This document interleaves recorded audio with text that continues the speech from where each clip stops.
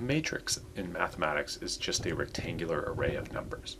Now on its own, those numbers don't have much meaning, but they can be used, matrices can be used for all sorts of mathematical purposes, most importantly for us, the solving of systems of equations efficiently, which can be done via calculator or computer.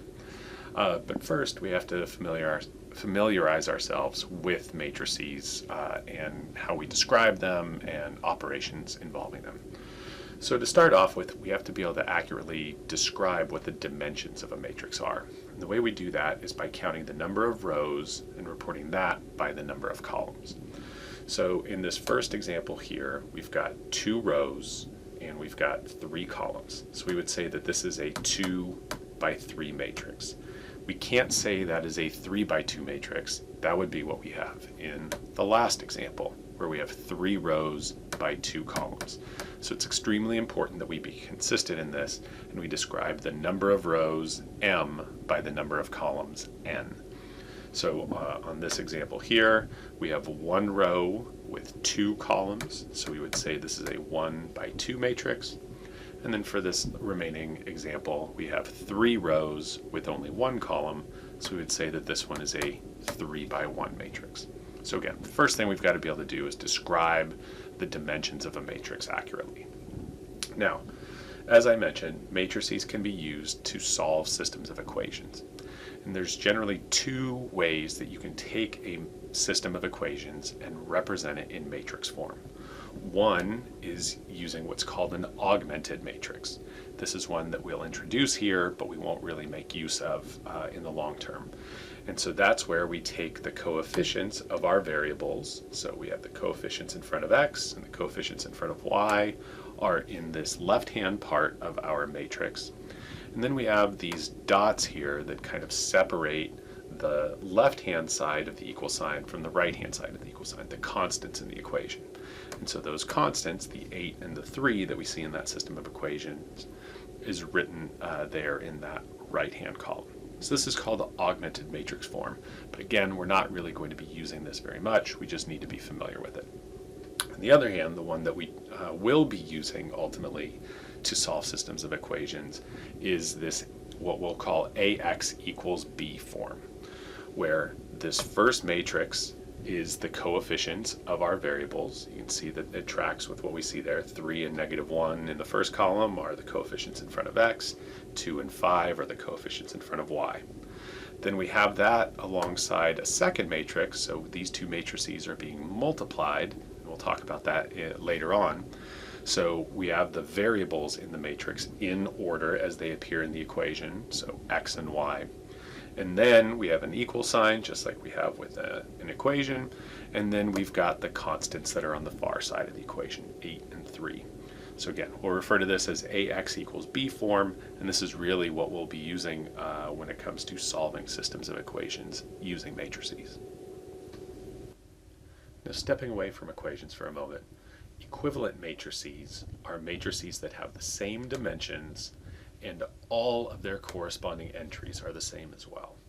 So in a circumstance like what we see in front of us, we can see that in the upper left-hand corner of the first matrix we have a 2, in the upper left-hand corner of the second matrix we have a 2. Same thing with the 7 and the 7 as the second entry in that top row.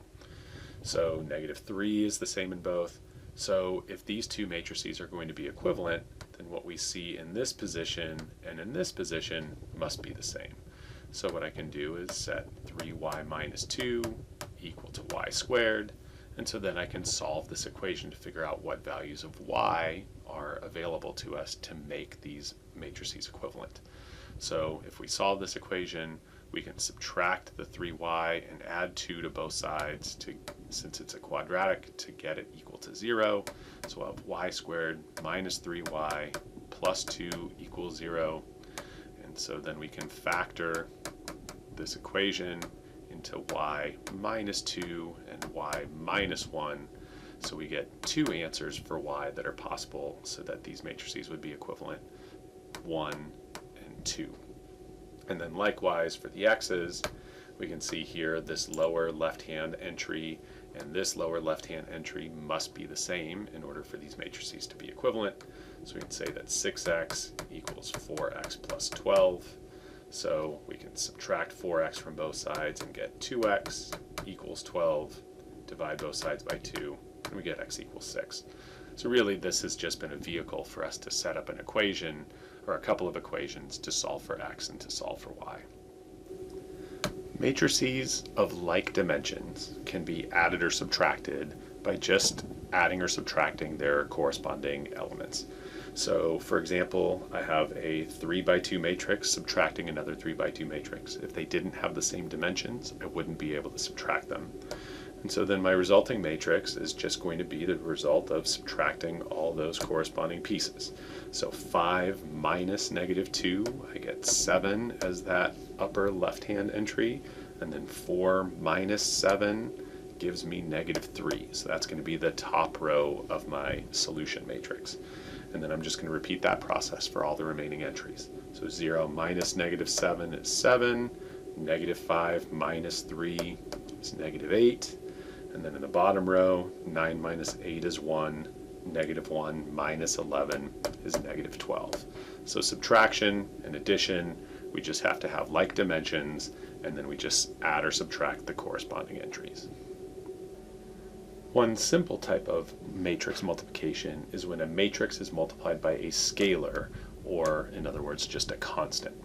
And so in this circumstance where we have a number, a coefficient out front here like 4 times the elements of the matrix here, just means that we're going to multiply each of those elements by that scalar, by that constant. So our answer in this case is negative 28, 4 times 2 is 8 in the top row, 4 times 1 is 4, times 0 is 0, 4 times 6 is 24, and 4 times negative 4 is negative 16. So this is scalar multiplication, multiplying a matrix by a scalar. We can also solve matrix equations using operations similar to when we're solving regular equations. So for example, if we have an equation like the one that we see here, 2x minus a equals b, and we want to solve for x, having been given a and b over here. So instead of plugging in the values, those matrices in place of a and b right away, I'm going to isolate x in this equation just like I would under normal circumstances. So I'm going to add a to both sides. So now I have 2x equals a plus b. And then I'm going to divide by 2, or maybe instead of dividing by 2, to make it a little bit more matrix friendly, I'm going to multiply by 1/2. Or in other words, I get the matrix X is the result of taking A plus B and multiplying it by 1/2. And so now I'm ready to go ahead and do just that with the matrices that I've been given. So I've got 1/2 times, and then in parentheses here I'm going to put the result of adding these two matrices here. So I've got 2 plus negative 7 is negative 5. In the top left, 0 plus 9 is 9. Negative 6 plus 5 is negative 1. And then finally 3 plus 4 in that bottom right hand corner is 7.